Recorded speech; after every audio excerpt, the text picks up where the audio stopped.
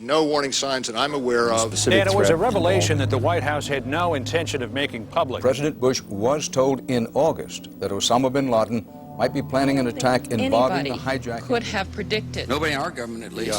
August 6th PDP. I believe the title was Bin Laden Determined to Attack Inside the United States.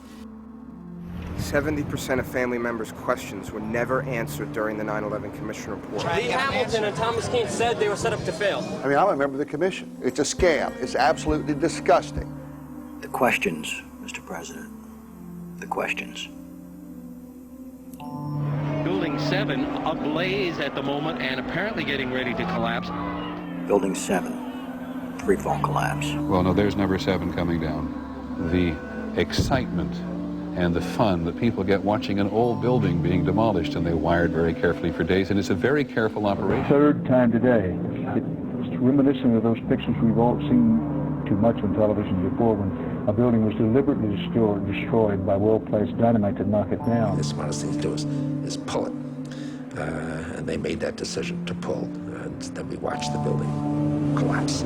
Jane, what more can you tell us about the Salomon Brothers building and its collapse? Well, only really what you already know. Details are very, very sketchy. We're getting information now that one of the other buildings, Building 7 in the World Trade Center complex, is on fire and has either collapsed or is collapsing. The Pentagon. Vanishing airplane. From my close-up inspection, there's no evidence of a plane having crashed anywhere near the Pentagon. The only site is the actual site of the building that's crashed in, and as I said, the only pieces left that you can see are small enough that you could pick up in your hand. There are no large tail sections, wing sections, a fuselage, nothing like that anywhere around, which would indicate that the entire plane crashed into the side of the Pentagon. Firefighters and police describing explosions. A lot of them.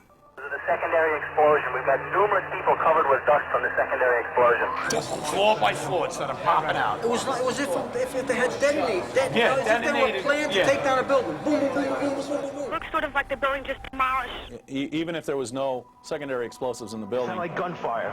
You know, bang, bang, bang, bang, bang. And then all of a sudden, 3 big explosions. Do you know if it was an explosion or if it was a building collapse? To me, it sounded like an explosion. Chief Albert Turry told me that he tried to get his men out as quickly as he could, but he said that there was another explosion which took place, and then an hour after there was another explosion in one of the towers here. Sibel Edmonds, FBI translator, breaking her gag order. All our intimate relationship with Bin Laden and Taliban. We did carry very intimate relationship with these people all the way up to September 11. Bin Laden was spirited into this military hospital in Rawalpindi for kidney dialysis treatment. The military had him surrounded. They were saying that Osama bin Laden had to be watched carefully and looked after. NORAD standing down. Where were the planes? On now to one of the eeriest moments amid the carnage of 9/11. A mysterious plane was seen flying right over the president's residence. The E-4Bs over New York and Washington, otherwise known as the Doomsday Planes. It has never been officially explained. Cell phones working at impossible altitudes. Solicitor General Ted Olson receiving phone calls that the FBI says were never made. What happened during that call? This is the only information we have on these terrorists. She was able to call him twice. How she could pull that off, we don't know, but she did. These are the questions, Mr. President. These are the questions. They go on and on. Good afternoon, Mr. President.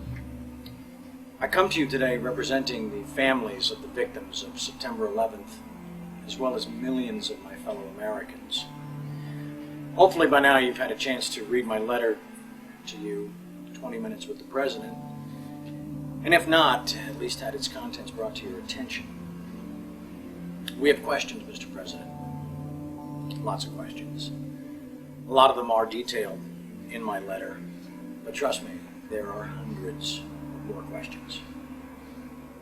As my letter chronicles, sir, The 9/11 Commission itself says they were lied to, deceived, and essentially prevented from carrying out a real investigation.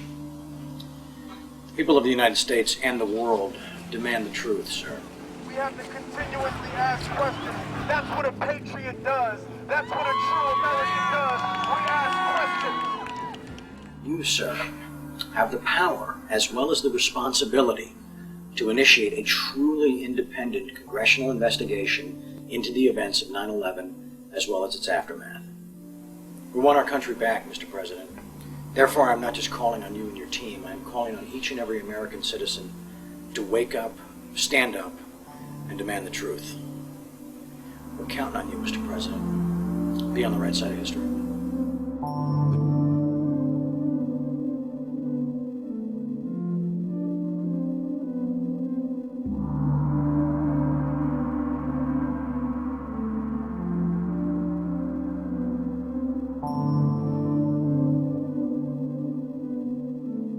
Are you now saying that they weren't asking to block an investigation? An investigation must not interfere with the ongoing efforts to prevent the next attack. Senator Tom Daschle said last week that you called him several times and urged him not to investigate the events of September 11th. Tom's wrong. He has, I think, in this case, let's say a misinterpretation.